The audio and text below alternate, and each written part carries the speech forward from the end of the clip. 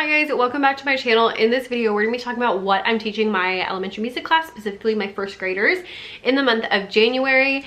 And yeah, so we're gonna go through a whole week because I see my kiddos for a week at a time. We're gonna go really fast today because I need to go make dinner. And one more thing, I've had a lot of questions, especially in December, about people who were like basically asking me to film my kiddos and put them in these videos. I'm not gonna do that because number one, FERPA, legally, that's not something I feel comfortable with. And two, when I'm at work, and when I'm at home is when I do like businessy stuff. And so I try to really keep those two things separate. So I'm not gonna be filming my kids.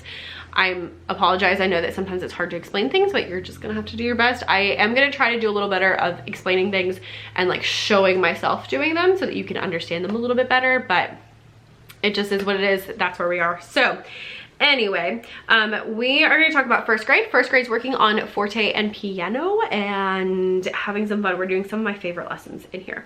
So what we're doing is, the very first thing is we get started by, I play my drum and I play Forte sounds and piano sounds. I tell them, you know, quiet sounds and loud sounds.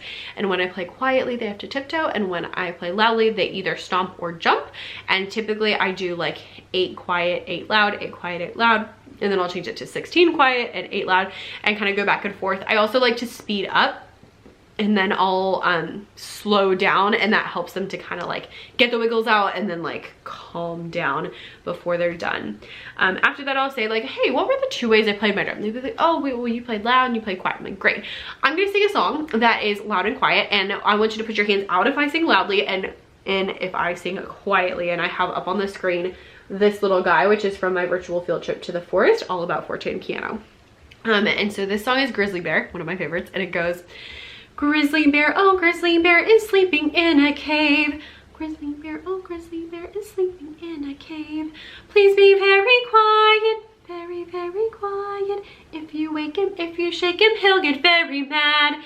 And so we'll sing it a couple times with them doing the in and out, and they usually pick that one up pretty quickly. And then after that, I ask them the question that is in the virtual field trip, and it says, would you be loud or quiet if there was a bear who was sleeping?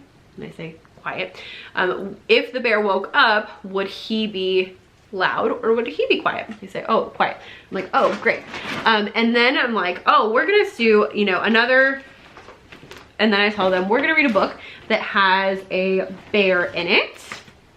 And that book is Brown Bear, What Do You See? Love this book. I'll link it down below. And so I read through it pretty quickly. It's really simple. And then you can actually sing it to the tune of Twinkle Twinkle Little Star. So at the end, I'll be like, okay, so was I using my talking voice or my singing voice? They're like, oh, your talking voice. Great. This time I'm gonna use my singing voice.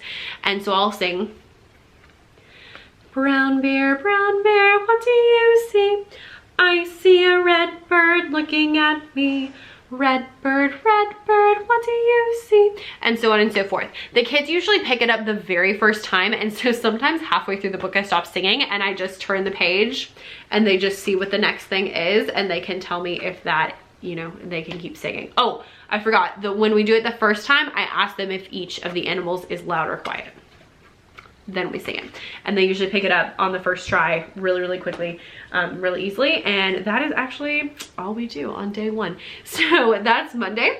On Tuesday, the kids come in and we do the same activity with the drum, but this time I let them move around the room if they're doing a good job, which just makes it a little bit more exciting.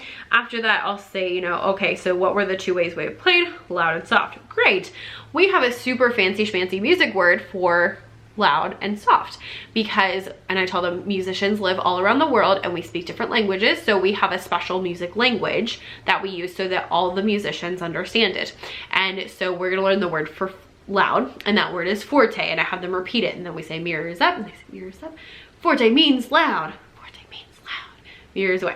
And so we'll go through that a couple of times, so we just keep saying Forte means loud. And then we'll sing through the Grizzly Bear song again. And then after that, we pull back out the book, and I'm like, great, yesterday we read this book, we're gonna read it again, and we're gonna use our singing voices, so we sing through it. And then we play one of my favorite games.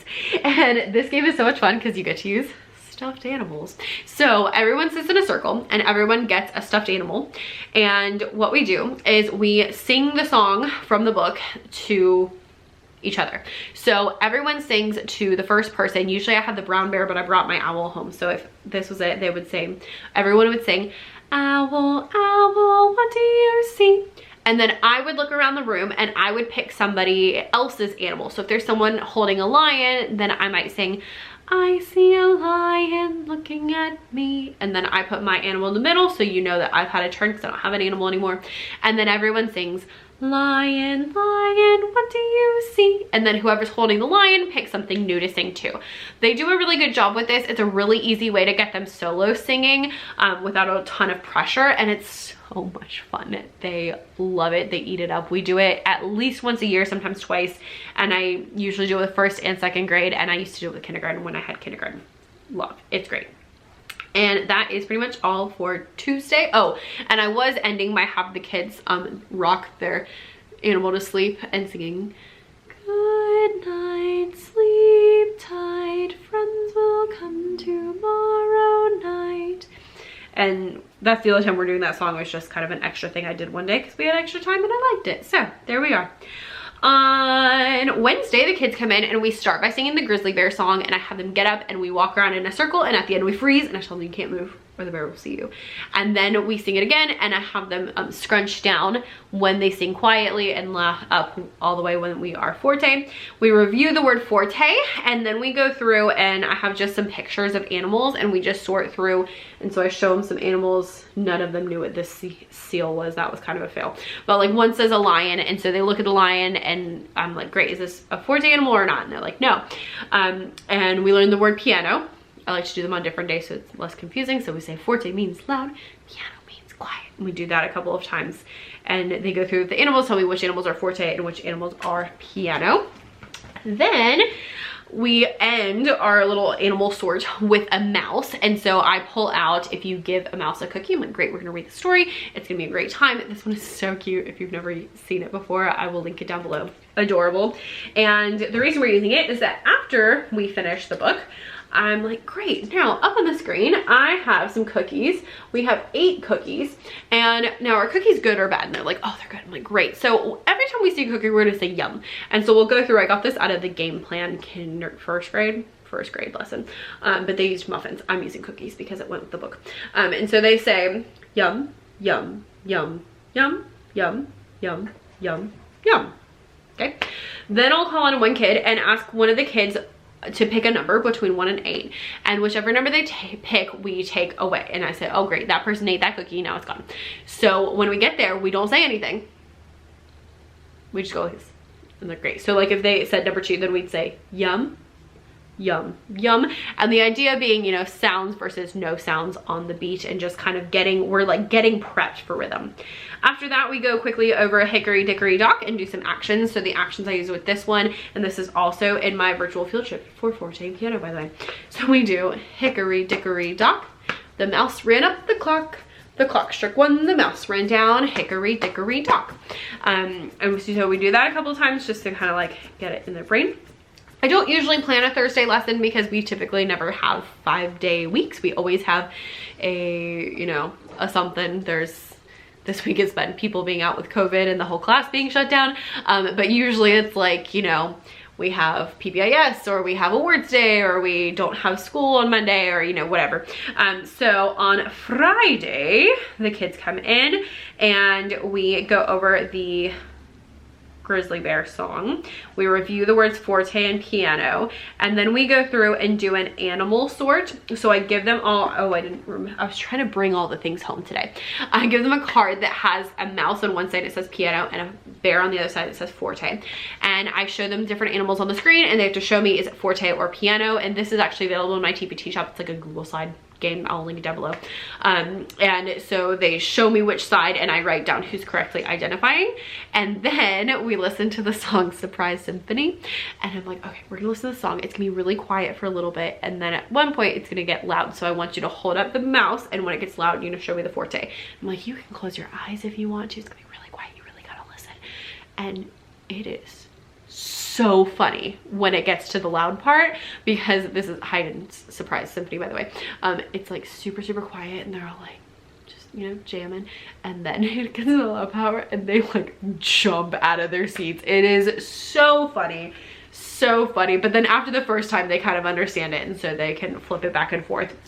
And so that's really fun. Then after that, we are playing the Grizzly Bear game. There's I think the original Grizzly Bear game is like a chase game, which I don't love chase games. I know that's horrible, but you know, that's where we are. And so what we do instead is I have one person be the bear, and they sit in, and they are in the middle, and they're sleeping.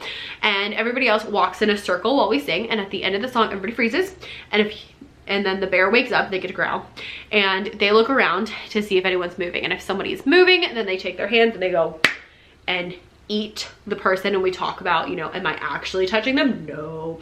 And then that person goes and sits out for like a round, and then we, you know, walk and sing again and keep going. And usually I'll do like 3 rounds, and then I'll switch bears. And when I switch bears, whoever was out gets to come back in, so they're not out for a super long time. This game is so much fun, always a hit, absolutely love it. And it also works for distance learning, because you can have the kids just call each other's names. I'm gonna go